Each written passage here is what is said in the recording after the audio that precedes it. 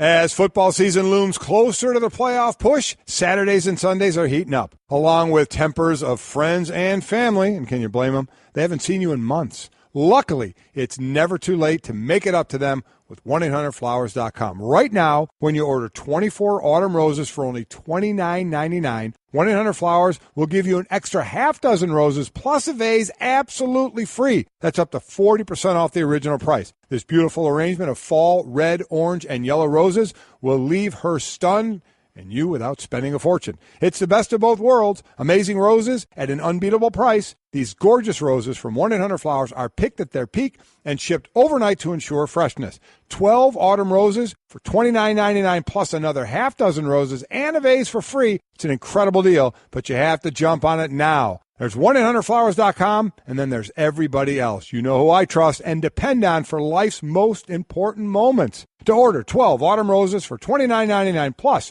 another half dozen roses and a vase for free, go to 1-800-Flowers.com/Mike. That's 1-800-Flowers.com/Mike. Sport Clips Haircuts Help a Hero program funds scholarships for U.S. veterans who are pursuing a college degree or vocational certification. Visit your nearest Sport Clips to learn more and donate now through November 11th. We are back and better than ever. Mike and Mike presented by Progressive Insurance. Our guests on the Shell Pennzoil Performance Line. Is schmaltzy a word that is not as commonly used as I think it is? No, I mean, I know what you meant. I just don't think you like her. I don't like her singing. She seems like a lovely person. I mean, I don't even really know that. I don't know anything about her, but I'm not a big fan of her singing. I'm amazed at that. I think she has a lovely voice. We just cracked up Ryan Clark. No, I mean, you almost made me choke, man. Listen, hey, guys, y'all got to get along, man. You know what I mean? This is only got 2 weeks left. At this point? Did you see what happened in the NFL yesterday? Yeah. Listen, man, we're about peace today, right? We're going to be zen. We're going to find ourselves. You think Greeny really wants to fight me? I would be like Jalen Ramsey. Not if you paper cut at the end of the play, and then I'm lying on the ground. What the heck happened here? So you're going to become the victim? Why did that happen? By the way, here's my overriding take on that. When the officials are sorting out what all the punishments should be at the end of a fight, and there was Frosty Rucker shoved Carlos Hyde into another zip code yesterday, and the one on the sideline with Mike Evans and all of that. Lattimore, yeah. I think someone who's looking at that from the video, like the New York people, should be sorting that out. Because if they were doing that, they would have said, don't suspend Jalen Ramsey. And don't throw him out. Right. There's no way in the world Mike Evans wouldn't have gotten thrown out. Absolutely. The officials on the field just don't see everything. Yeah, I mean, it's hard to catch everything that goes on. It's hard to know who's the instigator, why things started, and who, especially in this case with Mike Evans, who really came with the Bush Leagueist of plays. And so, obviously, this should be something that they handle more like a review necessarily than the way that they try to do it on the field. And that's probably something they'll look at, especially with the number of fights increasing this year compared to what you've seen in previous years. Again, if you don't know, A.J. Green from the Bengals, Jalen Ramsey from Jacksonville both got thrown out. Carlos Hyde from San Francisco, Frosty Rucker, Hassan Reddick from Arizona got thrown out. Mike Evans should have got thrown out. How close have you ever come to getting thrown out? Oh, I don't think I've ever come close at all. I've wanted to fight some people at certain times, but we were a very good team, so most games we were in, so I wasn't going to fight and get kicked out. But Ike Taylor got in a fight with Hakeem Nicks in the preseason, and I kind of finished off that fight. I just knew better than throw a punch. You know, I came in with I'm breaking it up, choke. Right. I'm breaking it up, choke, not necessarily like I'm punching him in the face. And you just have to know how, to kind of massage the situation in those cases. I will say this about the A.J. Green thing. I understand Barry Church talking about the kind of sneak rear naked choke. Yeah, rear naked chokehold. Yeah. So listen, before I start, I don't condone any of those things. I don't think that, there should be fights on the field. I don't think you should sneak up behind a guy and choke him.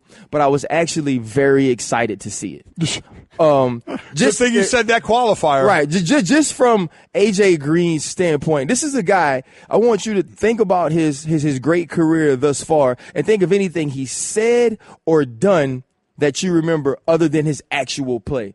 This isn't a guy you see these type of things from. And Jalen Ramsey, this is the way he plays. He gets in people's head. He does. He had Steve Smith wanting to meet him outside the locker room. He has DeAndre Hopkins each and every time they play ready to fight. And A.J. Green was like, you know what, man? I already see where this is going. Let me just shut it down right now. And again, people, I'm not saying people should go out there and fight. He's wrong for doing it. He can't get thrown out of the game. But when I look at A.J. Green's personality and sometimes how defensive backs like myself or people in general that play the game can take that type of passive, quiet, soft-spoken personality and place the names like soft and timid on a guy.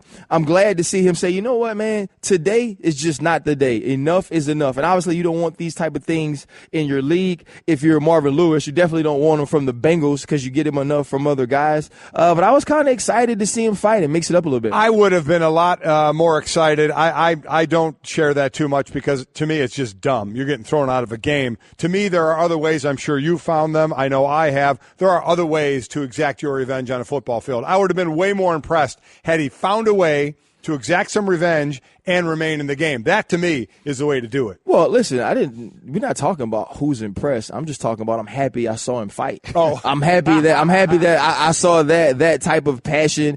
And listen, here's the thing. I'm gonna be completely honest with you. I always enjoyed getting into type of physical, verbal altercations with wide receivers. Because here was always my thought. You are not more physical than me. I know for sure when it comes to these pads, I'm way crazier than you are. So in the physical exchange, if we get heated to the point to where we want to exact physical punishment, I'm going to win. Right. Like if you come to block me and you come to crack me, I'm going to split you down the middle. If you catch this ball over the middle, I'm going to split you in half. All you can do is beat me deep. And though that may hurt my career at some point, and though I may hurt the team in the sense that I gave up a touchdown, you are not going to physically hurt me, which is the point you get to at that point. So when it gets to that game, when we're in that game, like, oh, I'm mad at you, I want to have this, I want to see who's the most physical person, I'm going to win. Because all you can do is beat me for a touchdown. All the actual pain that will be inflicted today is going to be by me. Yep. So I do understand what you're saying, like, oh, score a touchdown. That don't hurt me. I've been scored on before. I ain't tripping. That's why he went with the rear naked choke. Right, but when they throw this slant to you and hang you out to dry, and it's your last play of the day, guess who won? Me. Ain't tripping. Mike and Mike, tomorrow at this time we'll be talking to the Yankees' Aaron Judge. Right now, Ryan Clark is here with the straightest of the straight talk, brought to you by Straight Talk Wireless, best phones, best networks, no contracts. That was a game that was played also without Leonard Fournette for entirely different reasons. Yes. And that's a kid you know, right? Yes. Miles Hugh. And there's any number of different things about this story that I found fascinating. One of them is that you read now the reason for it is that he has apparently been repeatedly late for stuff and things like that. And everything I thought that I knew about him coming out of college would be the opposite of that. So it really surprised me. Were you surprised by that? I was. I can be honest. I didn't hear about these type of actions or these type of irresponsible things done by Leonard in college. On the other side of that, you also have to realize, like, he's a legend, right? This kid was rushing for over 1,500 yards as a freshman in high school. From the time I heard his name, I knew this is where he would end up as long as he was healthy. And so maybe some of those things were overlooked. Maybe he was babied in a way and allowed to do certain things because of his immense talent. And if you're down there in Jacksonville and if you're a team that's run by Tom Coughlin, you probably let that go longer. If some of the things we're hearing out of that camp is true or off that team is true, you've let this go longer than you probably would have let any other player. And I think this is a perfect time to show, hey, look, we can win games without you. This isn't LSU. This isn't St. Augustine in New Orleans, Louisiana. This is a professional football team. And there are other players on this team that you're accountable to. And so it's definitely in direct opposition of what I've always heard about him and what I've always felt in talking to him. He's always been extremely mature, but I think this is going to be a wake-up call for him that, you know what, life in the NFL goes on, whether you're hurt, whether you're irresponsible, whether you're cut. the games are still played. So I think if you look at this team with a new head coach, it's a smart move, and you still win the game. Well, that's the thing. I think it worked out perfectly. They won the game. Not only they win the game, they controlled the ball for 40 minutes. They ran the ball 40 times for 148 yards. So they basically just could look at him and say, see, we don't need you. Exactly. We didn't need you in this one. So you want to keep messing around, you're going to sit there in street clothes. 100% right. And so they got a win yesterday. Tennessee does too. They're both 5-3. And Houston, my goodness. I mean, Deshaun Watson now looks like the MVP of the league. So we didn't know that already? Well, I mean, you didn't watch Tom Savage the first half of the Jacksonville game? He was playing like the MVP, but they scored 7 offensive points yesterday against the Colts. 7, because they scored 14 points, and half of them were on defense. But so my point is, let's put them out of the conversation for the moment. I think I'm willing to. To me, it comes down to Tennessee and Jacksonville in that division. Absolutely. Who do we buy? Absolutely.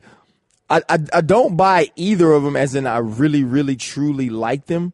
And obviously you always lean toward quarterbacks, and I believe the Titans have a better one. Yeah. But when I watch Jacksonville play defense, when I see the attitude that this team has now taken on, which is, you know what, we're going to run the ball. We're going to keep the ball out of Blake Bortles' hands by any means necessary. Whatever we can do to make sure you don't throw it, that's what we're going to do, and we're going to play great defense. We're going to rush the passer. We're going to let these DBs play the game that they've been playing throughout this season. I like Jacksonville because defense travels. And the Tennessee Titans haven't shown, even though they have the greatest of defensive coordinators in Dick LeBeau, they haven't shown that they can consistently stop people. So until that changes for me, I'm going to say the Jacksonville Jaguars are the team that comes out of the AFC South. I agree, and I don't think either team's making a run in the playoffs. Right.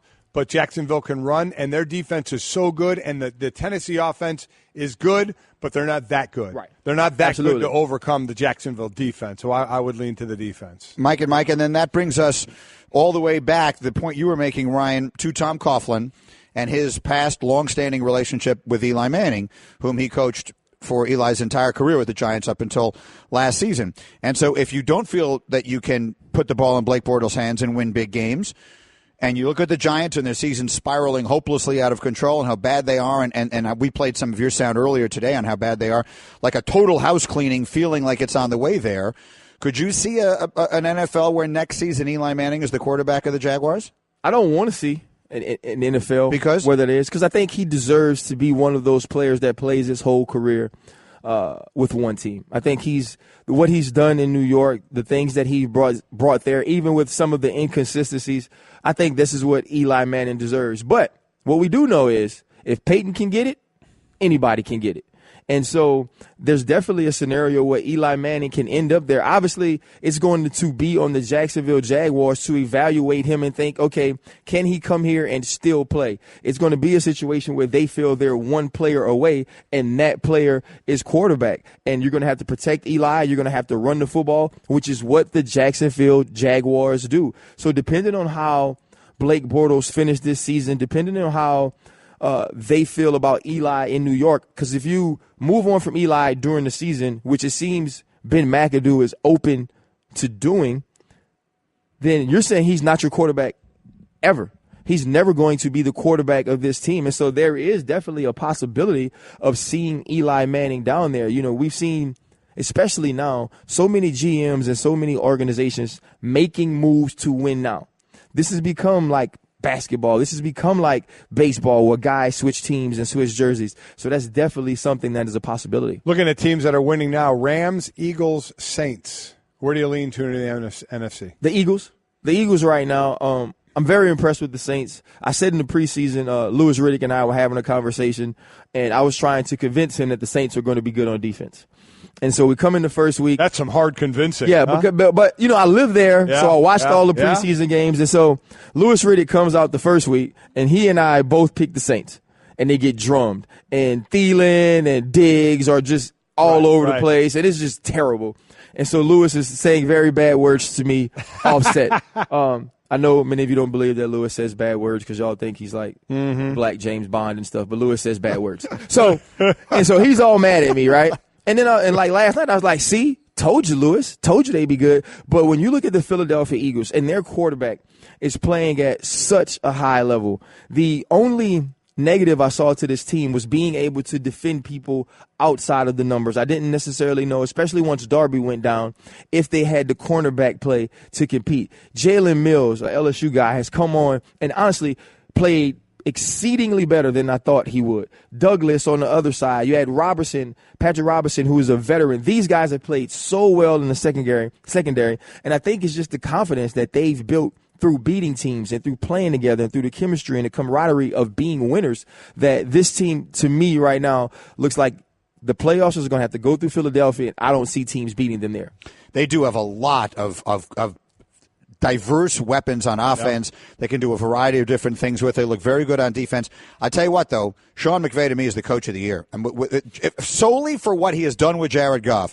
You want to talk about resurrecting a pick that looked like for everything they gave up to get him at number 1 overall, looked like he was going to be one of the great disasters of all time. For him now all of a sudden to be playing the way he's playing, a 31-year-old coach, that's remarkable. Sean was in my last year, I went back to Washington. We would have weekly therapy sessions on Monday morning because we weren't very good, and I would just tell me about him. Yeah, I would just go sit in his office and talk, just chop it up about life, chop it up about where the team is, different things that I think would help us come together and win some football games, and he would kind of share those ideas, and you could see then. I think he was like 27 or something crazy like that this dude wasn't like, I'm just about these X's and O's. He was trying to figure out ways to run teams. At that point, he knew he wanted to be where he was. He was obviously a prodigy as far as X's and O's go on offense, and he's showing that now. But his ability to galvanize these people, and you speak of Jared Goff, Todd Gurley as well. Yeah, Todd Gurley hadn't been the guy who he was his rookie year or the guy who played at Georgia. So he's done an amazing job of making this team, one, believe, but also making us all forget the perception we had of Jared Goff as soon as Hard Knocks went off. Jared Goff was doomed to most of us the day after we finished watching Hard Knocks because it really made him seem, what's a good word for this? My expert word. Not smart. Yeah. It made him seem like he wasn't very intelligent. And now we see this guy can make all the throws. He's shown toughness. He's played so well this year that you're now not questioning, well, why'd they get him first? Or should Carson Wentz have been the draft pick? He's played so well, you are now forgetting those things. And this is a team that's going to be tough down the stretch. Yeah, they are. Whitworth they get at left tackle. Sullivan they bring in at center, so they revamp the old line a little bit as well. So certainly a team to watch. How about either Kansas City, who's now lost 3 in a row, or Seattle losing? I was surprised the way they lost. Who are you worried about either one? Seattle. And the crazy thing is, Golic, I've been worried about them while they were winning. Last week, I went on and I said that Russell Wilson should real quick. Kansas City just lost. They didn't lose 3 in a row. Right. Okay. 3 out of 4. Right. Okay, and so last week, I went on my Russell Wilson's in the MVP race rant. The reason is everybody else is so bad. And the things that he was doing and willing them to win, I thought was amazing. He's now gone from game manager to if you don't play well, we don't win. And that's what we saw yesterday. It's hard to get a running game. They rushed for almost 140 yards yesterday, or 140 yards. He has over 70 of those yards. He throws the 2 picks. They're not able to move the ball. They aren't able to protect him. And so Russell Wilson has done all of these things by himself. Yesterday, Earl Thomas didn't play. We know how important he is to that defense. When's the last time a team is down to Seattle and they have a 2-minute drive and you pick that quarterback over the Seattle defense? Unreal. If his name's not Tom Brady, if his name's not Aaron Rodgers, who hasn't played great against Seattle, you're not thinking to yourself, they're going to score. They drove the ball down the field, had 2 huge plays in the 2-minute, and scored a touchdown to beat the Seattle Seahawks. So this defense isn't the same as well, and that worries me. I think Kansas City has just gotten too cute, to be honest with you, Golic. They kind of fell in love with, oh, look at us. We can do all this cool college stuff instead of saying, you know what, I'm just going to turn it around and hand it to Kareem Hunt. I'm just going to turn around and pitch it to Tyreek Hill. I'm just going to throw Travis Kelce option route reading off the linebacker. So I think Andy will read some of those things, look at some of those things, and figure that part out. And defensively, they're going to have to change some things up. But I feel like they have a more solid foundation to build on going forward than Seattle does. Yeah, and the good news for them in Kansas City is that the rest of the division has underperformed. Yeah, exactly. Raiders get a win last night, but they haven't been nearly as good as we thought. The Chargers have come back into it a little bit, and Denver has lost 4 straight. Mike and Mike presented by Progressive Insurance. Our guests on the Shell Pennzoil Performance Line with Ryan Clark here in our studios, who look around some of the other things happening in the league. I'm trying to remember this in my head. When you were in Washington, you were just describing your time with Sean McVay, Griffin was still the quarterback, right? Yes. So did you see much of Cousins? He's a fascinating person. Remember, that was the year Cousins he played. Rob got hurt early on in the season. Actually, it was a play out of bounds against Cleveland in the preseason. Broke his ankle or did something crazy. You know, we talked about him being a rat on a motorcycle before. Oh, that's right. That's right. Yeah, you know, we kind of know how that goes. And so Kirk, that year we played games and he was great sometimes and then he was awful. And when he was awful, he was really bad. But when he was on, he was amazing. And I think he's gotten rid of the totally awful days. He's done a good job of not just being in a position where you look at him and say, like, this guy can't be our quarterback. But he also hasn't given you that consistent franchise quarterback play that I think the Redskins are looking for to give him the type of money that he wants. But when you look at the other quarterbacks in this game, and we talked about Tom Savage earlier, obviously any quarterback that the Cleveland Browns trot out, and many other teams, even when you go to guys like Blake Bortles and different guys along that level, Kirk Cousins is better than a lot of quarterbacks in this league. And I think what he did yesterday, finding a way to win that game, finding a way to make the plays when 4 of your offensive linemen are on the sideline, 4 of your starters, I think was really huge for him. And even if you go back to the Kansas City game, he actually made the play to win the game. Josh Dawson just dropped the ball. That's exactly so I think he's taken a step, not necessarily in his overall play, but in the play in clutch moments, situational football, making the throws he needs to. And I think what you said is huge. He doesn't have those awful where he's really, really, really good or really, really bad. He's really leveled that out. Yes, exactly. One final thing as we let you go, Arsene, and so it's great to have you here. When a receiver, and in this case a great one, like Julio Jones, drops a ball like the one he dropped yesterday, where he is as open as you can be, and the ball just hits him directly in the hand. He couldn't have thrown it any better, and he drops it. As a defensive back, do you say something to him? Thank you. Thank you. Here's the thing. You don't get into Here's the other thing. Like first of all, have you ever seen Julio Jones in big. person? Yes. Yeah. Large fellow. Yeah. Hey, listen, guys. I'm tough. I try to be a tough guy. I also try to be a smart guy. Julio Jones just dropped the ball that puts them back in the game. All I'm saying to Julio, hey, man, are you okay? Did you hurt yourself when you fell? Would you like some water, sir?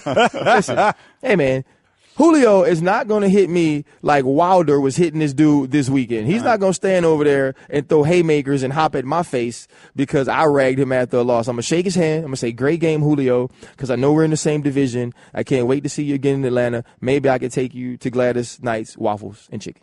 Oh, fair enough. I mean, that sounds good. And again, that's an LSU guy and an Alabama guy. So, I mean, you got the whole thing going. But that was a stunning play. It was. If you think about it, though, we've watched Julio drop balls. Though. Yeah, yes, we have. You know, it's not saying he's not sure-handed. But he has. But he's dropped footballs. And, you know, anybody who's ever been, like, wide open, those are the hardest balls because you know that nobody's around you. And you should catch it. And you should catch it. You get so nervous watching that ball come down. Okay, fair enough. I mean, I hear you. Paper cuts. Paper cuts listen, hurt. Especially when the commercial comes and the lady gets – I watch y'all in the barbershop every Friday morning. Yeah. And you got to stop being so soft, Greeny, at least so publicly. I made the comment that commercial where the woman is like licking the envelope. Gets it cut in her tongue. I have to look away. That one freaks me out a lot. I'm not fond of the woman drinking the sour milk either. And that whole commercial really bums me out. You're asking him to toughen up? Yeah. Seriously? Golic, it's time. He's going to be on his own. 50-some-year-old man. I mean, he can't do it. Greeny, you're in your 50s? I am only 50. I'm not 50-something. You're in your 50s. I am Greeny, 50. you look good, man. I know. Thank you. I mean, thank you. Wow, I know. Seriously? Wow. I'll tell you what. Things are changing around here, man. Gosh. RC, you're the best. Thank you very much. You guys have a good one, man. Home isn't just a place. It's a feeling. Whether you're at home, your business, or online, ADT helps keep you safe with security systems, home automation, alarms, and surveillance, so you can feel at home wherever you are. Go to ADT.com to get that feeling. ADT. Home. Safe home. Hey everyone, Mike Golic here. Support for the Mike and Mike podcast comes from our friends at Rocket Mortgage by Quicken Loans. Chances are you're confident when it comes to your work, your hobbies, your life. Rocket Mortgage gives you that same level of confidence when it comes to buying a home or refinancing your existing home loan. Rocket Mortgage is simple, allowing you to fully understand all the details and be confident you're getting the right mortgage for you. To get started, go to rocketmortgage.com/Mikes. Equal housing lender, licensed in all 50 states, NMLS, consumeraccess.org number 3030. Well, as we mentioned, Al Michaels is standing by and ready to go with us. He's been so good to us over all these years, sharing his time and his perspective and everything else. One of the legendary broadcasters in the business. He's a finalist for the Ford C. Frick Award, presented annually for excellence in baseball broadcasting by the Baseball Hall of Fame. So many people may not remember all the years that Al did baseball. Versatility, man. The man's versatile. And boxing and did the NBA, but certainly now synonymous with football play-by-play this coming Sunday. He and Chris Collinsworth have Patriots, Broncos, and NBC actually gets their Thursday nights now. That right. Moves there with the Seahawks and the Cardinals. So tons to talk about with Al Michaels back with us on Mike and Mike in Morning. Al Michaels. Guys, I've loved being on the show, loved listening to you all these years, and great luck to both of you on the new endeavors. I'll be listening. Appreciate that. We will never turn down luck. Thank you very much. Let's talk a little bit quickly about the game last night, because you had a chance to sit, I'm sure, in production meetings and things like that with both sides, including the Dolphins, who had a crazy week last week. They traded away Jay Ajayi. Mike sort of jokingly said, "Boy, they sure taught him a lesson." They trade him to the best team in football, and he had a big touchdown yesterday. And there was talk they might trade away Jarvis Landry and all of this. Did you get any insight into that? If there were specific issues there, and what was your overall takeaway on those decisions? Mike, when the trade came down, and a trade like that comes down, there's always something under the surface. There has to be. You don't trade a Pro Bowl running back and have two guys who nobody really knows back them up. And, each of those guys looked okay at times last night. But I think what they were doing, Adam Gase in particular, was, hey, folks, we're running the show here. And the undercurrent here in Miami was that Ajayi was a bit of a malcontent. I mean, you never know. You hear it.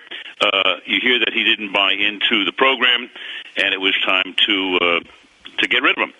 So they did. It's interesting, when you see these trades come down. I'll never forget when Trent Richardson got traded from Cleveland to Indianapolis, and he was the third or fourth overall pick in the draft the year before, and everybody said, "What's that all about?" Well, there's no question that Cleveland knew him. They knew about him. They sent him to Indianapolis. He didn't click there either. I'm not saying Ajayi won't click in Philadelphia, but clearly what Gase was saying is that it's almost like, when Belichick traded Jamie Collins last year, and everybody said, "What is that all about?" There had to be something below the surface, and that was the case here. So Gase did what he felt he had to do to show the team, hey, look, this is what we're going to do. You've got to buy in, or you're on the road. You're going. Al, a big picture question, because you've been around this game a long time, and you see suspensions and players not getting along with the coaches or vice versa a lot. But I joke around with my son a lot. Millennials are killing everything. But do you think there is something to this generation of players? All generations are different, some good, some bad, that this generation of players with coaches is different kind of relationships than years ago? Well, you would know because you played and you were in locker rooms years ago. I think every generation is different from the prior one. All I can tell you is that when I started doing Major League Baseball with the Cincinnati Reds in 1971, I had Pete Rose in his prime, Johnny Bench entering his prime, Joe Morgan getting traded over. He would go to the Hall of Fame, obviously. Tony Perez, Davey Concepcion, Sparky Anderson. And I would walk down the street in downtown Cincinnati, and an older guy would say to me, "Oh, you should have been here when Wally Post and Gus Bell were playing." And I'm thinking to myself, hold on a second. We've you've got one of the greatest teams in the history of baseball, and that has been borne out. And it was always like, oh, it was much better years ago. So I don't lend a lot of validity to that. I think that sports are very much a reflection of society as a whole. And the big question I have for you guys is, what is the difference between a millennial and a snowflake? You have to explain that to me. Oh, there's two very different things. Yes. And we could get into it, but you don't want the Twitter reaction that would follow. No, you do not. But no, we don't want. I love when people say Twitter's exploding. What does that mean? They've launched Jack Dorsey into the stratosphere? I have no idea what that means. A millennial is basically a function of how old you are, and a snowflake is a function of how sensitive you are. Right, exactly. Let's leave it at that. That's the two biggest differences. Your game this coming Yes. Yeah, there you go. Your game this coming Sunday is a fascinating one to me with New England. So they're coming off the bye, so I'm sure you'll have some time now to sit and figure that out and talk to Belichick and talk to Brady. And I thought that them trading away Garoppolo last week was a really fascinating move because they are clearly now totally on board with Tom Brady, not just currently at age 40, but you figure at age 41 next year and age 42 the year after that, when they had this guy behind him who looked to many to be to potentially a really good player. I'm curious your take on that now and what sorts of things you want to talk to those two guys about with that decision. Well, clearly, I mean, we know that Tom wants to play as long as he can play. And we all see what he does right now. We all know what kind of shape he keeps himself in. We all know that he has this great passion for the game. And there's no question in my mind that Brady will play as long as he is, physically Tom Brady. He loves what he does. He savors it more than ever at the age of 40. He gets it. He gets everything. Belichick, one of the greatest of all time, no question, maybe even number one. I mean, he's certainly in the argument. They always know what they've done. I mean, this just wasn't a random type of thing. Maybe, I don't know. I'll be curious to find out when we get there. They're on the bye week this week as to whether this was a case of, hey, what were they going to do with Garoppolo next year? They invested 4 years in him, but he gave 4 years of his career to them. And maybe it was just a case of, hey, you know what? We really owe this guy an opportunity. I don't know that was necessarily the case, but the one thing about New England, there's always a reason. It's always well thought out. Internally, they're as good as any team. They pick guys up off the street, as we all know, and they make them into the stars at least for half a season or whatever. They trade people away, and you go Wilfork and Collins and all of that. There's nothing they do that they don't think through 1,000%. So I'm as curious as anybody to find out exactly why. But I'm glad for Garoppolo. At least he's going to get an opportunity to play. Agreed. And we know what Belichick's MO is when he trades, like you just mentioned earlier. What, you're trading this guy away or way back, Richard Seymour getting traded maybe a year early. Do you think that Tom Brady is the exception to that and won't be part of that? This is the way we normally do business, but with Tom Brady, it's going to be a little different? I think it'll be a little different. I agree. I would be more than stunned if Brady was ever traded. I can't imagine Brady ever being in another uniform. I know, that's the way Namath's career ended. That's the way Unitas' career ended. It didn't look right. It never looks right. I mean, Favre may have been a little bit of the exception. He goes to the Jets, and that's a one-year deal, and then he plays extremely well, almost gets him to the Super Bowl in Minnesota. But I can't imagine, Mike, that Tom Brady would ever leave that franchise. I can't imagine they would let him go. I mean, he is beloved by the owner. I mean, Bob Kraft, Brady might as well be his fifth son. I mean, Bob has four sons. Jonathan, of course, pretty much runs the day-to-day operation of the team. But, Brady's family. He's family. And if he ever got traded, I mean, I would be beyond shocked. Again, Al Michaels is one of the finalists for next year's Ford C. Frick Award, presented annually for excellence in baseball broadcasting by the Baseball Hall of Fame. It would certainly be a very worthy recipient of that. Al, we love you, and thank you for all these years and all this fun, and we'll unquestionably be talking again. Thanks again, and have a great week. Thanks, Al. For sure, guys. Take care. care. Good luck. That's Al Michaels with us on the Shell Pennzoil Performance line, taking synthetic motor oil performance to a whole new level. Make the switch to Pennzoil Synthetics today. What a story about the Cincinnati Reds. I mean, he is a great storyteller. Don't you think? He tells stories fascinatingly well. Yes, absolutely. And he's one of the people in the business who has been everywhere and done everything. You know, there are guys like him and Brent. Olympics, I mean, it's crazy. All the different sports. Obviously, I mean, it goes without saying, do you believe in miracles? Yes, he is. So the hockey. He was a legendary baseball broadcaster. They used to do Monday Night Baseball on ABC at the same time or around the time that Monday Night Football became the thing. He did Monday Night Football forever. I don't know exactly how many years, and now does this. He's just great. That was fun to do. And again, they will have Patriots Broncos this coming Sunday night. I just saved hundreds of dollars by switching to Geico. I'm so happy, I feel like I can fly. Disclaimer, you will not be able to fly by switching to Geico. This is against the laws of physics and nature. If you find yourself flying, please seek professional and or medical help immediately. In the unlikely event you find yourself flying, you might be a superhero, or a pigeon, or a superhero named Pidgewoman, who was bitten by a radioactive pigeon. If you are indeed Pidgewoman, Geico retains all licensing publishing rights in the event Pidgewoman the movie becomes a top-grossing Hollywood blockbuster. Geico. 15 minutes could save you 15% or more.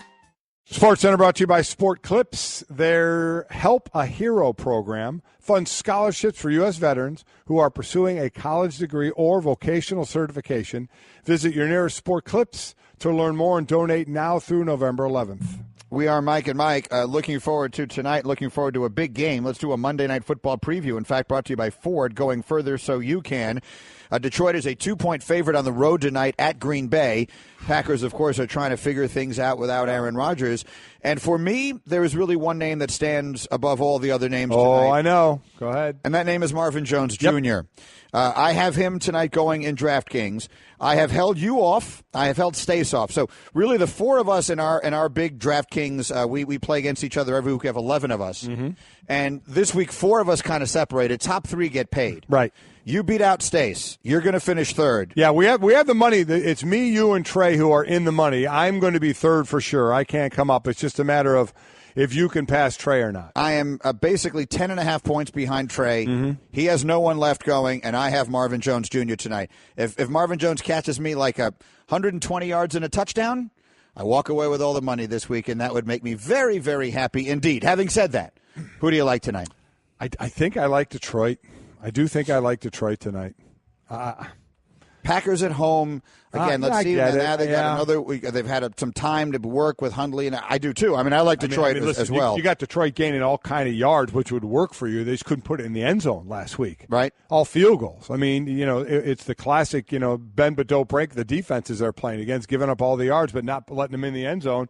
So that certainly would give Green Bay a shot. They got to cap off these drives by putting it in the end zone. It's a very interesting division. Like the NFL, look, they never fail to throw a bunch of surprises at you.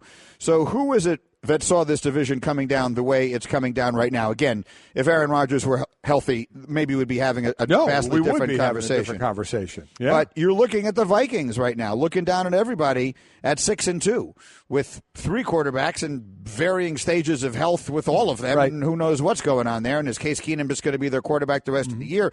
The stories yesterday say that they're going to get Bridgewater back this week throwing, so we'll see. Aaron Rodgers isn't coming back. And the Lions are a stunning 3-4. They are. The Lions have found incredible ways to lose games. I still believe that when push comes to shove, I like them. I believe they're going to win the game tonight and establish themselves as the team that's going to give chase to Minnesota all year. Yeah, I think I agree. I think it'll be Minnesota and Detroit fighting it. I think Minnesota's going to win the division. But yeah, Detroit can be perplexing the way the offense can move but unfortunately just can't cash in when they need to. So we both like the Lions. Again, our Monday Night Football preview brought to you by Ford. All right, let's give a little love out, shall we? Yesterday was the New York City Marathon. Oh, yes. Right.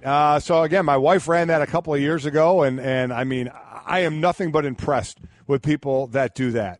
And so sitting at the finish line, watching her go across the finish line after all that hard work is really cool. And we had a couple of people right here, Dan Stanzik, who on the staff here, and the new show I'm going to do with me and Wingo, my son, he'll be the producer of it.